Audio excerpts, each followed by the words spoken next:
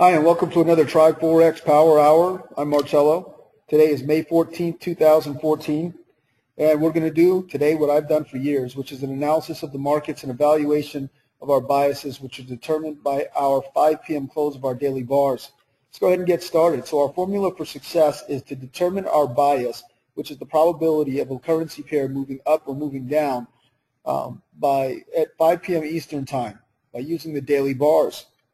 Now, when we determine what the bias is, number one, we have two ways to execute those trades. We can either take a set and forget it trade, or we can day trade in the direction of our bias using our pods, or points of decision. If you don't know what that is, go to tri4x.com, and we've got a trading course there for free for you. And also, you can also go to our live trade room on Tuesdays and Thursdays, hosted by Nino. All right, so let's go ahead and take a look at the charts and tell you what I think of them. All right, so I've been calling for a sell here on the euro dollar and the pound dollar for a while now. Now, you'll notice that we have really bucked up against some areas of support and resistance here on the euro dollar, and I'm given to, let's see where we are here. This is a short-term support area. I think that we can see a lot more move down, right down to where the 200 and the trend line meet, right down here at 13400. Right now, I can't say because we are seeing the market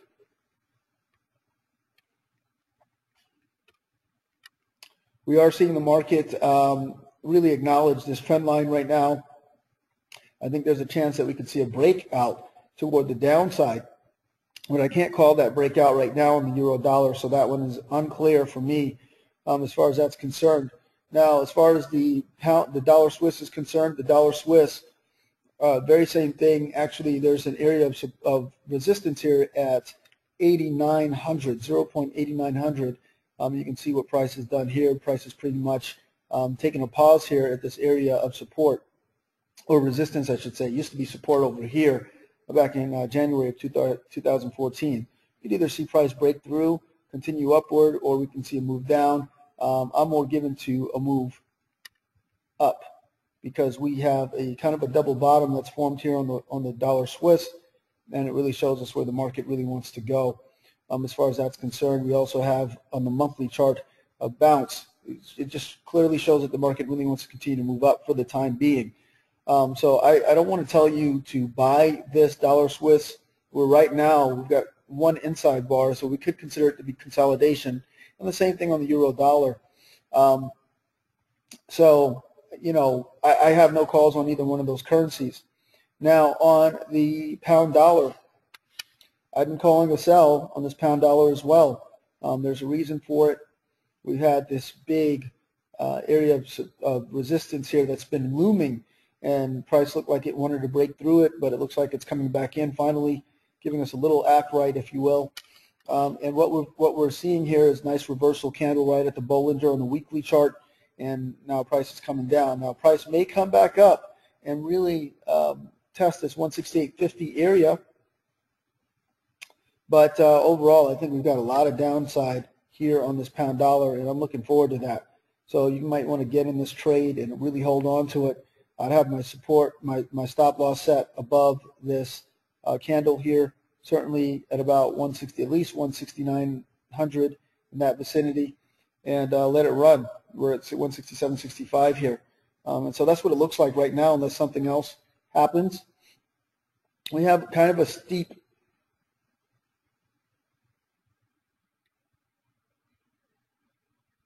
support area, I think.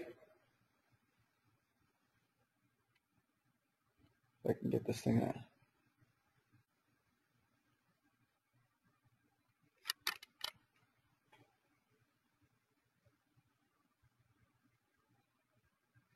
There it goes.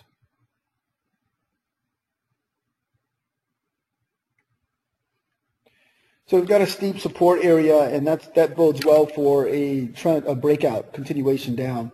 We may see some. We're seeing the market already close below that. We'll see where it closes on the week. Looking at it here, we've already passed through it on the daily, and we are approaching the 50 EMA. So whatever, the market may actually retrace here on this 50 EMA, but eventually I think there's going to be a continuation down.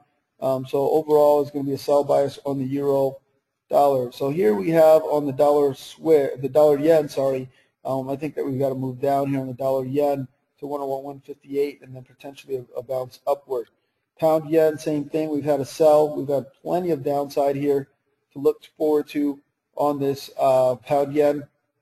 So we're going to move down here, and we can see it move down all the way to 130. So we're about, I mean, that's potentially a nice 4,000 pip run here on the pound yen from where we currently are. So you can get in on some good trades. These are actually very good opportunities for us.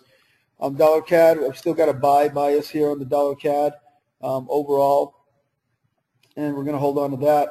Euro yen is a sell, and you can see that the sell continued on. It actually was stronger than the euro dollar sell that we had, and so we had a nice move down here on the euro yen, and I'm looking for a continuation here of the euro yen sell.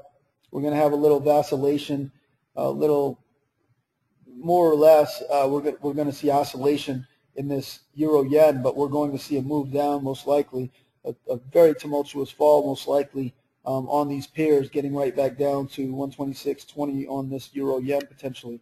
So we've got a tremendous drop potentially on this euro. We've got consolidation here on the New Zealand dollar. New Zealand dollar is set up for a sell here just because it's consolidated. So we're going to have a consolidation bias on the New Zealand dollar. It's at the top of that range, and so for that reason, we're going to be looking for a price to get down to the lower part of that range. We've got the same thing on the Aussie dollar consolidation bias. It's more or less at the top here, so we can see it sell down to the bottom of this range. Not a tremendous amount of range there, but there is an opportunity. I would say my strongest pair of them all at this moment. If price does come up on the pound dollar, a good place to look for a sell-off is 168.00, 168.11. Okay, look for that. That would be a very good sell opportunity. Same thing on the pound yen. Pound yen could come up to 171.23, which is the 50 EMA, and then you can look for a sell continuation down on that, and that's a good place to get in on the sell.